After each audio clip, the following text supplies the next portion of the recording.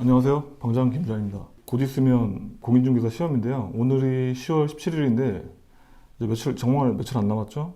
제 인스타그램으로 그 공인중개사 자격증 따고 나서 그 궁금하신 사람들을 DM을 많이 주셔갖고 제가 전부 다 답변을 못 드리고 그 일부만 좀 선별해서 좀 답변을 드리면 어떨까 싶어서 그 영상을 찍게 됐습니다. 공인중개사 쪽은 알 수 있을 채널이 별로 없죠. 실무하시는 분들하고 좀 친하지 않는 이상. 그래서 좀 선별한 질문 한번 읽어드리면 첫 번째는 그 공인중개사 자격증 따고 나서 부동산 언제 지원하는 게 맞는지. 보통 이제 자격증 따고 나서 실무교육을 좀 먼저 받으실 필요성이 있어요. 왜냐면 어쨌든 지원을 하셔도 실무교육 수료증이 있어야지 실제 업무를 할 수 있거든요. 그리고 좀 빠르게 좀 경험해보는 게 좋죠. 그래서 언제 한다기보다는 바로바로. 근데 또 이제 공부 좀 오래 했으니까 좀 쉬었다 해야지 이런 생각하시면 제가 뭐라고 할지 알고 계시죠? 그리고 두 번째는 초보 공인중개사는 빌딩 매매 파트에 들어오면 무슨 일을 하는지. 처음에 입사를 하면은 교육을 많이 받죠. 왜냐하면 이제 그 저희가 공인중개사 이론하고 실무는 완전 다르거든요. 뭐 실무를 하다 보면은 뭐 주로 이제 전화도 하고 이제 파는 분하고 뭐 이런저런 대화도 하고 뭐 팔게 되면은 어떻게 얼마에 팔 건지 그리고 조건이 어떤지 뭐 이런 것들을 좀 파악하게 되는데 저희 회사 같은 경우는 2달 정도의 수습 기간을 두는데 그 2달의 의미가 뭐냐면 좀 해봤는데 잘 못할 것 같은 분도 계시고 그래서 서로 이제 어떻게 보면은 적합한지 안 한지 서로 판단하는 거죠. 그러면은 신입분들 들어오면 보통 얼마 정도 한 달에 받는다고 생각하면 될지. 부동산은 그 구조가 여러 가지가 있긴 한데 저희 회사는 처음부터 어떤 인센티브 비중이 막 높거나 그러진 않아요. 거의 이제 프리랜서 개념이고 처음에는 이제 교육을 좀 받고 이제 실무를 배워나가는 과정이다 보니까 교육비 정도 받는다고 생각하시면 되지 않을까. 네, 그래서 처음에는 수입이 별로 없습니다. 그래서 좀 힘들 수도 있죠. 네, 그래서 좀 각오를 하고 오셔야 되는 거. 그리고 세 번째는 팀장까지 올라가는 과정은 어떤지.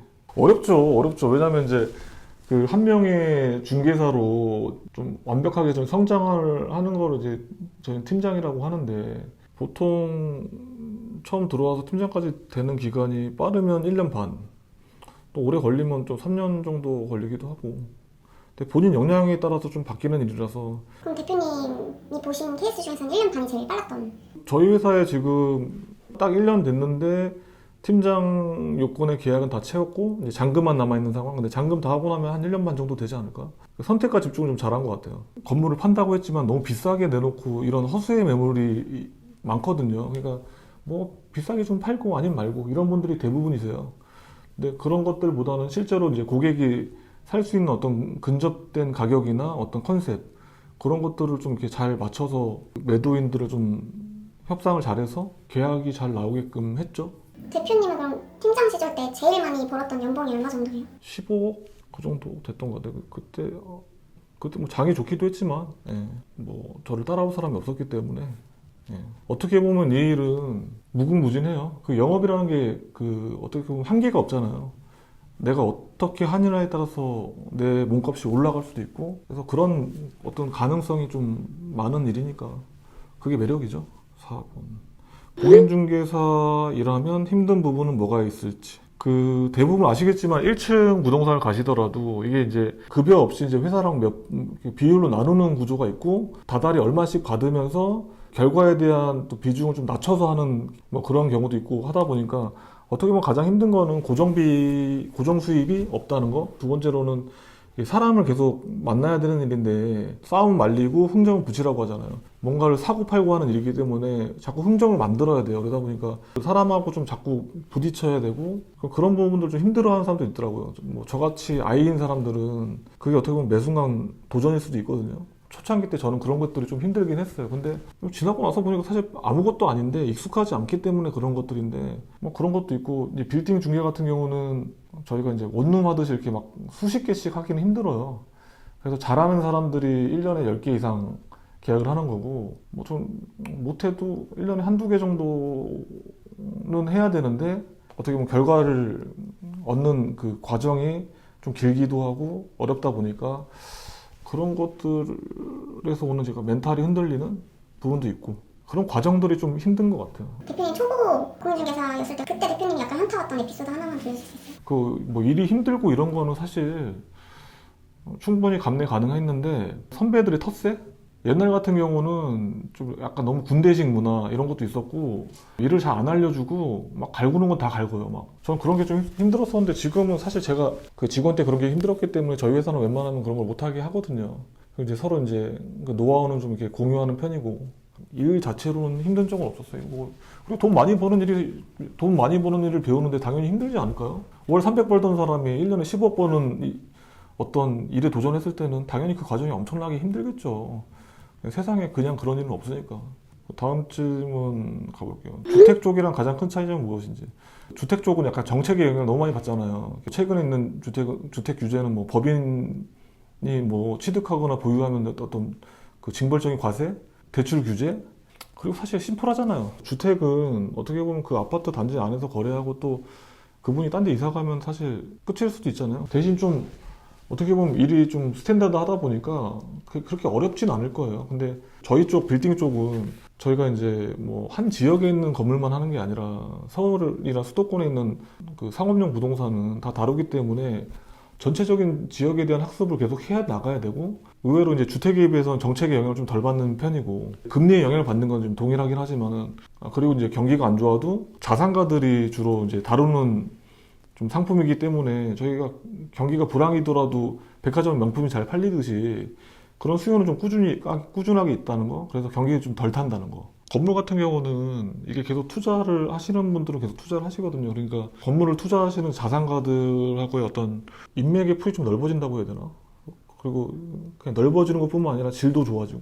그리고 또 한 번 거래를 하면 서로 이제 좋은 관계가 되면 꾸준하게 사고팔고를 하시니까 뭐 그런 어떤 쌓아나가는 재미가 좀 있다고 해야 되나? 그리고 가장 좋은 건 그런 것 같아요. 다른 고객들 거를 중개를 하면서 그게 가격이 올라가고 이런 걸 보면서 투자를 해야겠다는 생각이 되게 많이 들었었어요. 근데 아까도 말씀드렸다시피 그 빌딩 중개사는 일을 잘하면 1년에 10억 이상도 벌 수 있는 직업이니까 어떻게 보면 그런 걸 잘 모아서 본인의 자산을 좀 만들어서 투자를 할 수도 있고 그러면서 좀 이렇게 성장할 수도 있고 첫 공인중개사를 한다면 어디를 먼저 가서 일을 배우라고 하고 싶은지 그 중개의 꽃은 빌딩입니다. 빌딩 중개를 제일 먼저 배워보고 나서 그러고 나서 좀 안 맞으면 좀 밑으로 내려가는 게 맞지. 뭐 처음에 막 원룸이나 이런 거 하다가 빌딩 쪽으로 오기 힘들어요. 왜냐면 원룸 같은 경우는 빌딩처럼 막 1년에 뭐 한두 개 쓰는 게 아니라 좀 결과는 좀 빨리 나올 거 아니에요. 근데 그 반복적으로 하다 보면은 어쨌든 그 중개할 때마다 뭐 작지만 계속 수입이 생기니까 근데 사람이 한번 그런 일을 하다 보면 그 수입이 어차피 살게 되잖아요. 그러면 다시 이 일에 도전할 때는 사실 어렵겠죠. 그리고 여기서는 결과를 빨리 보던 일들인데 여기 빌딩 와서 적응하기가 쉽진 않고 위에서 뜨거운 맛을 좀 봐야 좀 다른 것에 감사하지 않을까. 그래서 해석 및 답변. 너는 왜 그러는 조금 거야? 위에서 끝. 공인중개사도 분야가 다 나눠져 있어요. 빌딩 매매가 있고 그리고 오피스 임대가 있고 상가 임대가 있고 뭐 아파트 매매가 있고 뭐 아파트 전월세가 있고 그러고서 좀 원룸 뭐 이런 게 있는 거죠. 그러니까 그 직군 안에서 본인한테 적성이 잘 맞는 걸 하는데 이왕이면 제일 상위 직군에서 어려운 일을 해봐야지 나중에 본인이 진짜 적성이 맞는 일을 했을 때 좀 더 그게 빛나지 않을까. 어떤 마음가짐으로 이 업계에 들어와야 하는지 조금 매운맛으로 말씀드릴게요. 제가 살아보니까 세상에 쉬운 일이 하나도 없어요. 뭐 공인중개사 자격증 따면 돈 많이 번다. 많이 벌 수 있죠. 그런 얘기 하시는 분들 많죠. 근데 사실 제가 보니까 모두가 그런 것도 아니고 중간에 힘들어서 포기하는 사람도 되게 많아요. 너무 약간 장밋빛 미래만 생각하지 마시고 큰 각오를 해야 된다. 그러니까 여기 되게 치열합니다. 되게 다양한 사람들이 있고 되게 어떻게 보면은 그런 사람들하고 경쟁을 해야 되는 거예요.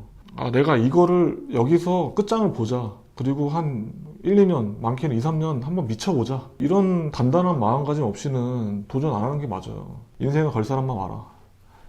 이 정도로 얘기하고 싶어요. 제가 이렇게 몇 개 좀 추려서 좀 설명을 드렸는데 저도 처음에 공인중개사 일을 하고 싶었을 때 되게 궁금하고 막연했던 것들이 되게 많았었던 것 같아요. 그래서 이 영상을 통해서 어느 정도 좀 해소가 됐으면 좋겠고 다음 주에 시험인데 시험 보고 나면 저희 후회가 남잖아요. 좀 더 할 걸, 좀 더 할 걸. 앞으로 일주일은 잠을 자지 마시고 아니 후회하는 것보다 그게 낫잖아요. 그러니까 후회하지 마시고 잠 자지 마세요. 그냥 잠은 시험 끝나고 나서 자는 걸로. 다들 좋은 결과 있으시길 바라고요. 그리고 모르는 문제는 계속 부여잡지 마시고 넘기고 아는 문제 다 풀고 나서 마지막에 이제 푸는 게 좋을 것 같아요. 그리고 이제 잠을 안 주무신 분들 중에 이제 합격하신 분들이 계실 텐데 어떤 메일 주소 남겨놓을 테니까 한번 도전해 보시고 영상 보고 오신 분들은 좀 얘기해 주시면 제가 좀 더 신경 쓰겠습니다. 감사합니다.